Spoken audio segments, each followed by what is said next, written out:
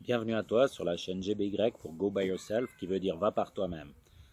Paraplégique, tétraplégique, c'est quoi? Est-ce qu'il y a une différence entre les types de paraplégie, tétraplégie?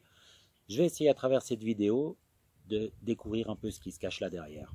Cette vidéo fait suite à celle où je vous ai présenté la moelle épinière et ses sorties nerveuses, avec les nerfs aux fonctions motrices, des signaux qui partent de la tête et descendent aux muscles pour les commander, et les nerfs aux fonctions sensitives qui partent de la peau, comme un capteur, on va dire, quand on frotte dessus, et qui remontent au cerveau pour en donner l'information. Et pour finir, on avait parlé d'une organisation sous forme de couches en partant de la moelle épinière, depuis en haut jusqu'en bas, et jusqu'au bout des membres.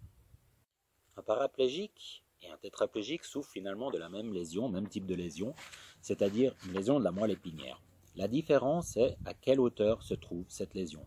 Un tétraplégique est une personne qui a une lésion à la moelle épinière au niveau des cervicales.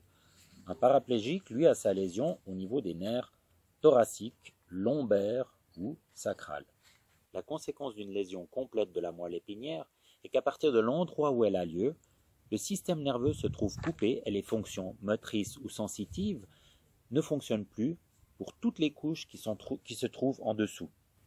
Comme il existe plusieurs couches et que chaque couche est liée à une vertèbre, vous allez entendre parler par exemple pour une personne ayant une lésion complète au niveau de la 6e vertèbre cervicale qu'elle est tétraplégique C6, en référence à la 6e vertèbre.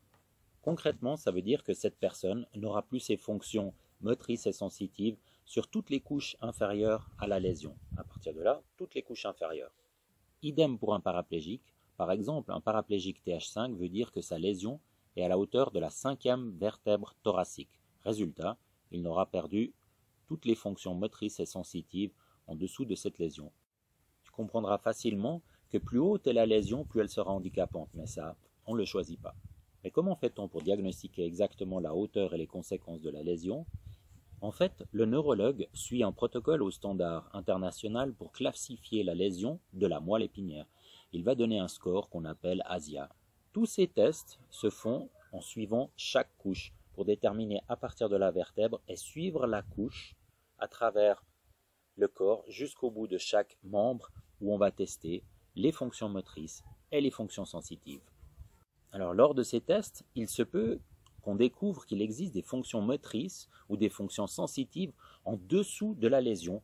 Et là, on va parler d'un cas de tétraplégie ou de paraplégie incomplète. Chez une personne tétraplégique ou paraplégique incomplète, il faut vraiment qu'on comprenne ce qui se passe dans la moelle épinière. Et pour ça, je t'invite à venir voir la prochaine vidéo, sans oublier de liker celle-ci et de t'abonner à la chaîne GBY où on montre vraiment plein d'autres choses encore.